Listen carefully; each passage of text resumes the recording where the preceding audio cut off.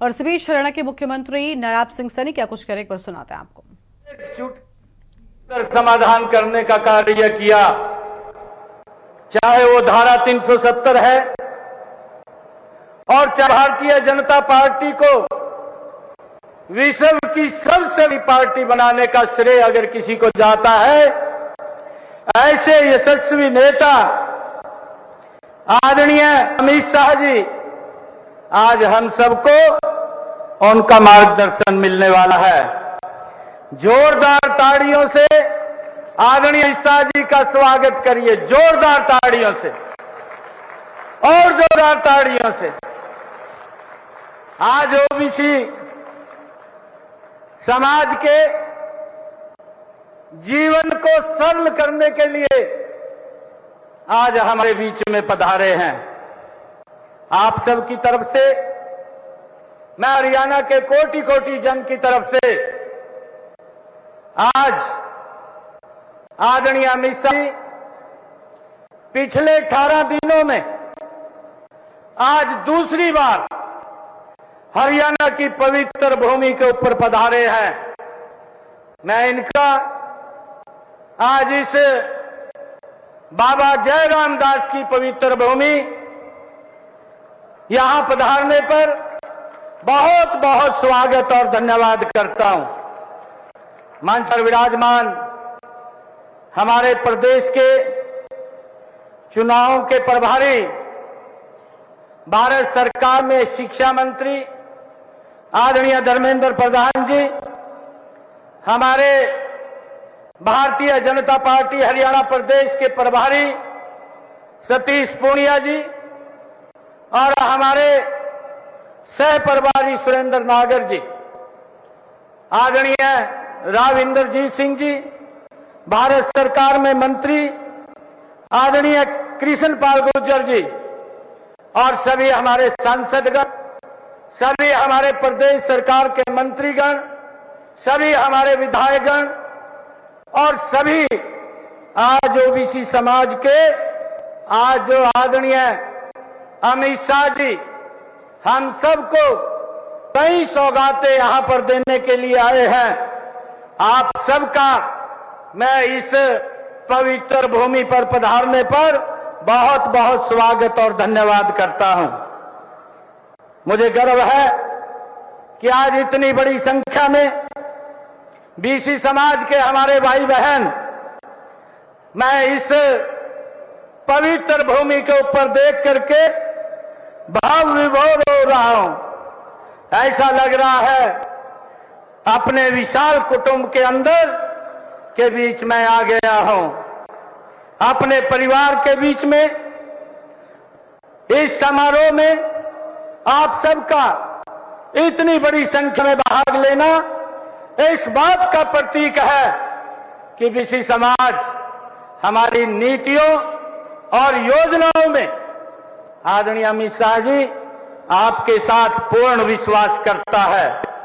हम आपके इस विश्वास को और भी मजबूत करते रहेंगे, क्योंकि भारतीय जनता पार्टी एकमात्र ऐसी पार्टी है जो पिछड़ा वर्ग समुदाय का सबसे ज्यादा ध्यान रखती है और आपको हर स्तर पर सबसे ज्यादा प्रतिनिधित्व देती है।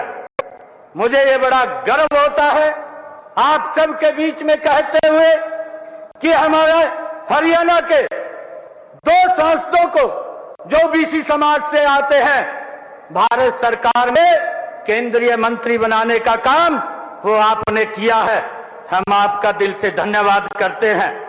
इससे पहले परिवारवादी पार्टियों ने कभी भी पिछड़े दलित समुदाय को आगे बढ़ने नहीं दिया।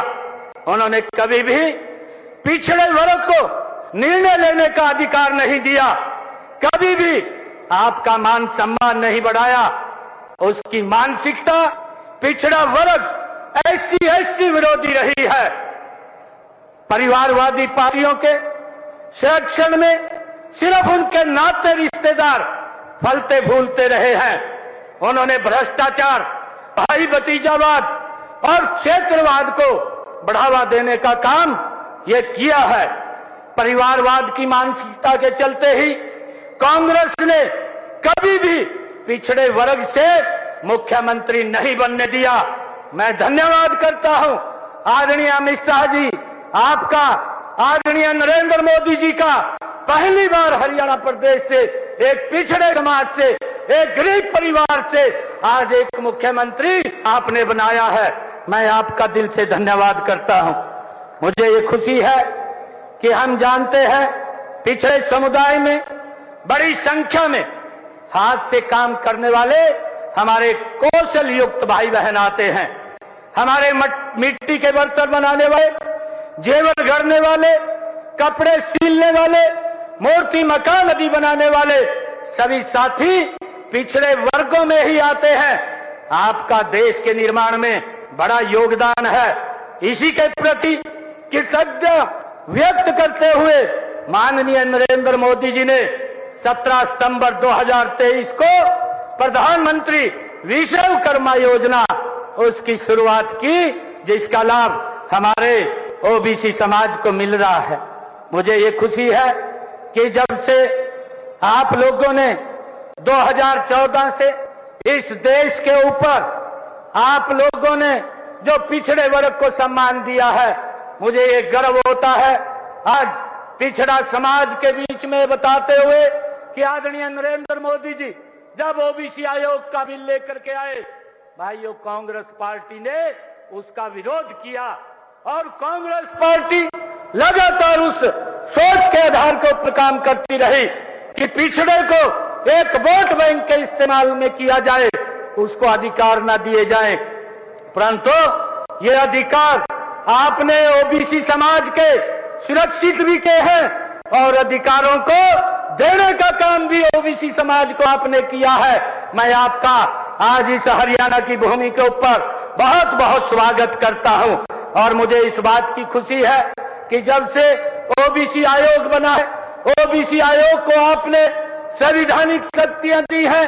आज हमारे ओबीसी समाज के बच्चों को चाहे केंद्रीय विद्यालय है, नवोदय विद्यालय है, सैनिक स्कूल है, एमबीबीएस के अंदर है, हमारे बच्चे आज उसमें एडमिशन ले रहे हैं। ये आपकी नीति और परिणाम है। मैं दिल से धन्यवाद करता हूं आपका। आप आज हम सब के बीच में आए हैं। जो कुछ और छोटी समस्याएं थी, हमने आपके समक्ष ये प्रस्ताव रखा और आपने 1 मिनट के अंदर उस प्रस्ताव को स्वीकार करते हुए कहा कि मैं हरियाणा के अंदर अपने भाइयों के बीच में आकर के उन बातों को मैं सरल करने का काम करूंगा। आज आप यहां पर पधारे हैं, हरियाणा की इस पवित्र भूमि पर पधारे हैं। मैं पुनः हरियाणा के तरफ से आपका यहां पर आगमन पर धन्यवाद करता हूं और स्वागत करता हूं और आप सबका भी ये इतनी भारी संख्या में ओबीसी समाज के हमारे भाई बहन आए हैं, आप सबका भी धन्यवाद करता हूं और एक विश्वास के साथ कि जो आदरणीय अमित शाह जी आपकी सोच है, उस सोच को हम हरियाणा के जन जन तक पहुंचाने का निरंतर काम करते रहेंगे और लोगों के जीवन को सरल और सुगम बनाने का काम ये हमारी सरकार करती रहेगी। मैं आपका और आप सबका बहुत बहुत धन्यवाद और स्वागत करता हूं। इन्हीं शब्दों के साथ जय हिंद, जय भारत, जय भारत मां।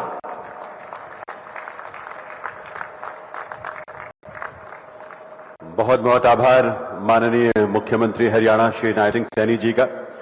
देवियों सज्जनों, राष्ट्र प्रथम की सोच को जीवन में धारण करने वाले, सहकार से समृद्धि की सोच को साकार करने वाले इस देश के यशस्वी गृह एवं सहकारिता मंत्री श्री अमित शाह जी से निवेदन आप सबकी तरफ से कि इस अवसर पर आपके करतल ध्वनि के साथ ये निवेदन हम उनसे करेंगे कि इस अवसर पर अपने संबोधन से एक नई ऊर्जा का संचार करें, हम सबका मार्गदर्शन करें, भविष्य के सपनों को साकार करने की हम सबको ऊर्जा दें। माननीय श्री अमित शाह जी।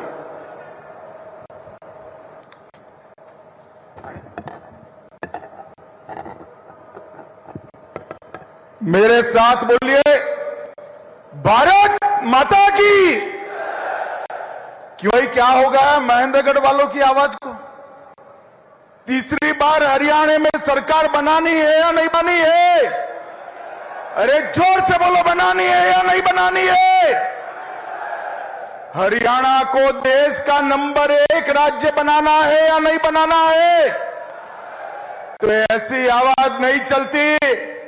पूर्ण बहुमत की भाजपा सरकार के संकल्प की मुट्ठी उठाइए, दोनों हाथ उठाइए, मुट्ठी भींचिए और प्रचंड आवाज से बोलिए, भारत माता की, भारत माता की। मंच पर उपस्थित हरियाणा के पिछड़े समाज से, गरीब घर से आए हुए हमारे लोकप्रिय मुख्यमंत्री श्रीमान नायब सिंह सैनी जी, हमारे प्रदेश अध्यक्ष महोदय मोहनलाल जी, केंद्रीय मंत्री भाई धर्मेंद्र प्रधान जी, आज जाहिरवार में आया हूं और यहीं से गांव तक का पूरा पट्टा का नेतृत्व करने वाले हमारे केंद्रीय मंत्री राव इंद्रजीत सिंह जी, श्री कृष्णपाल गुर्जर जी, यहां के ही धरती पुत्र श्रीमान रामविलास शर्मा जी, कैप्टन अभिमन्यु जी, श्रीमान धनखड़ जी, विधानसभा के अध्यक्ष श्री ज्ञानचंद गुप्ता जी, हमारे प्रभारी सतीश पुनिया, सहप्रभारी शिशेंद्र नागर, यहां के लोकप्रिय सांसद जिनको हमेशा आपके जीत का आशीर्वाद मिला है, धर्मवीर जी जरा खड़े हो जाइए यार, आगे आइए, जोर से ताली बजाइए धर्मवीर जी के लिए।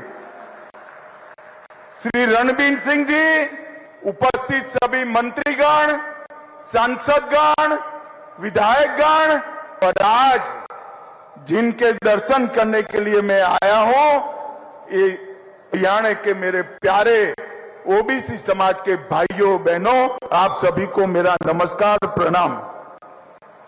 भाइयों और बहनों, आज मैं हरियाणा में आया हूं। हरियाणा की भूमि 3 चीजों के लिए, कश्मीर से कन्याकुमारी और कामाख्या से द्वारिका तक का पूरा देश याद करता है।